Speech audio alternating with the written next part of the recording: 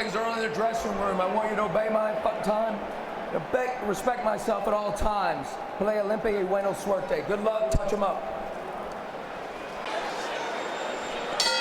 The bell and round one of the 12th welterweight unification fight in history for Errol Spence. Highly contentious split decision to Porter in March 2019. The thing they have in common is that both those fights with Sean Porter were razor thin, and Porter gave a... Spence has to be careful, has to be leery of dipping down and perhaps giving Ugas a chance to land an uppercut. Well, very interesting that you said that. It's an underrated... To get his attention, throwing it downstairs. Yeah, Ugas a moment ago trying to land that uppercut. Lost it from too far out, though. And he's tried to score with that right cross. Two high-level operators. We anticipated high-speed chess between Spence and Ugas. And Spence now beginning to unload with the left hand. Again, the high guard of Ugas blocking some of these punches, but not all of them. A short left uppercut got in on the inside. And then the left hook behind the guard, and again, Ugas from distance looking to land the uppercut.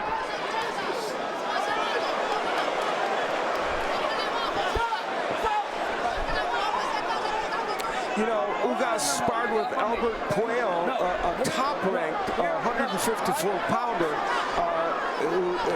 number one ranked in one of the organizations. Good sparring for this fight, and he hopes that that pays dividends for him. Right hand by... The right hands that landed for Ugas toward the end of that round. Obviously, Salas saying do more of that. And really, for both of them, it can't be overstated. What they had to overcome to get to this point here tonight, and now they got to go through each other for even more glory. Yeah, it's a very good point. Ugas, you can tell already, trying to throw more of those rights. Spence is throwing so much more volume. His trainer, Derek Jamesman, said, you know, Spence isn't the same since the car accident. And now, of course, coming back from the surgery for the torn retina in his left eye, and Abner, as you mentioned, you thought that Spence was going to be an even better version of himself. What do you think so far? I'm seeing it. I mean, when was the last time he fought? It's been some time, and I'm not seeing any signs of him, you know, having that effect. And also something we have not mentioned, the new conditioning coach that he added for this fight. You can see it in his physical body. He is prepared. He's ripped. He's ready for this fight. So those are little things that you add.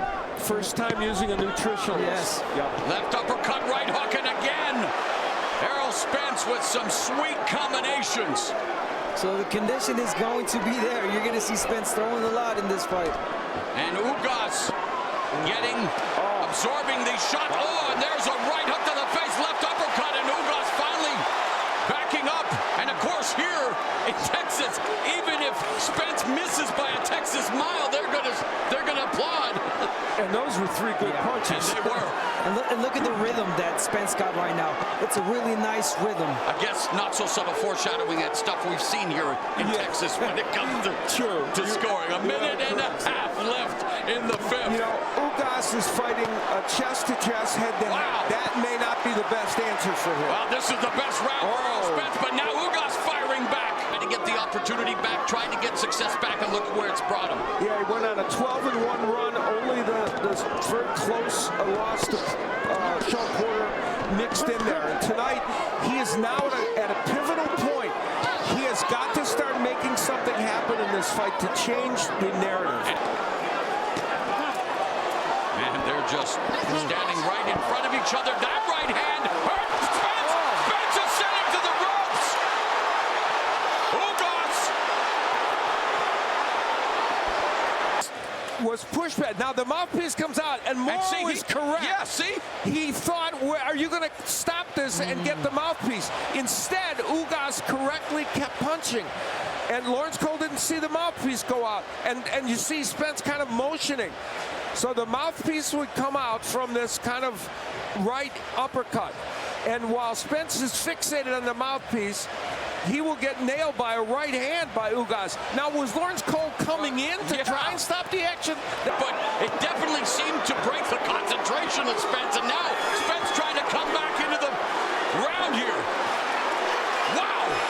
The ebb and flow of two of the best. Let's bring in our unofficial score of the Hall of Famer, Steve Farhood. Well, that round, that 6th round with that controversial punch that clearly hurt Spence. The first round I gave Ugas in the fight. It's interesting, the referee did not rule that the most Spence up, or it could have been a 10-8 round. First round, almost nothing happened. I gave it to Spence based on a couple of jabs. Then he was winning each round since by a bigger margin. There's a fifth.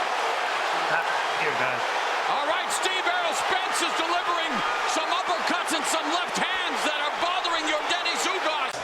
This uppercut, one of the most important ones. It hurt Ugas. You could see him reacting. And from that moment on, the round belonged to Errol Spence, and he was to keep him at bay with the jab, but Spence able to close the distance. And now Ugas staggers him momentarily with the right, but Spence going back to the body with the left.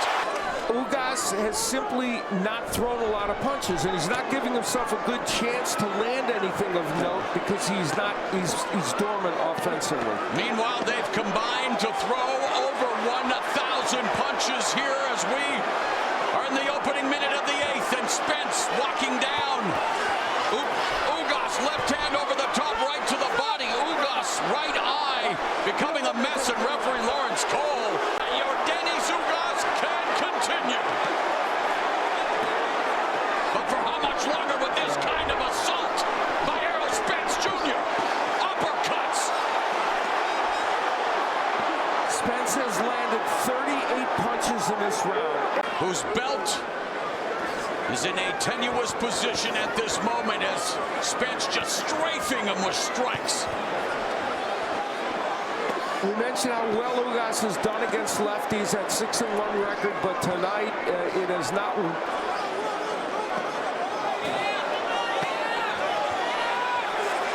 Clubbing right hooks by Spence, left down the middle. And he continues to tee off while Ugas every once in a blue moon throws a punch, trying desperately to fend off the brutal assault of Errol Spence Jr.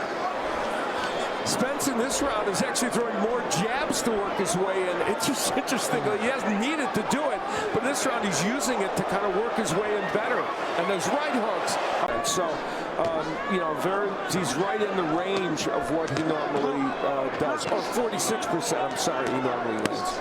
Right to the body by Spence. Ugas has not recorded a knockout past round of 7. It is looking more and more likely that he is going to have to land something major. And again, he's in trouble. He's hurt.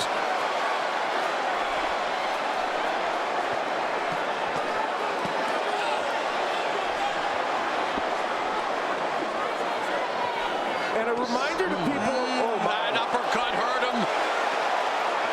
And you wonder just how much more the corner, the referee is going to allow for Yordenis Ugas to absorb.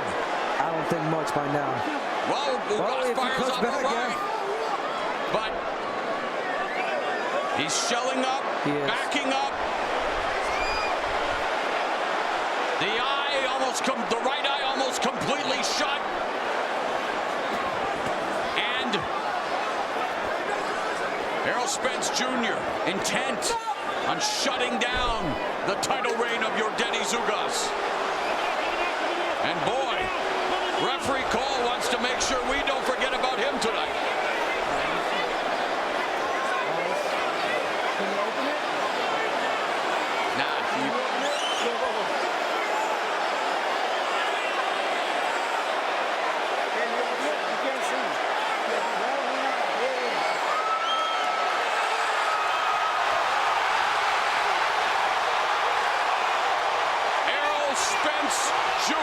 Cole stops the contest upon advice of the ringside physician.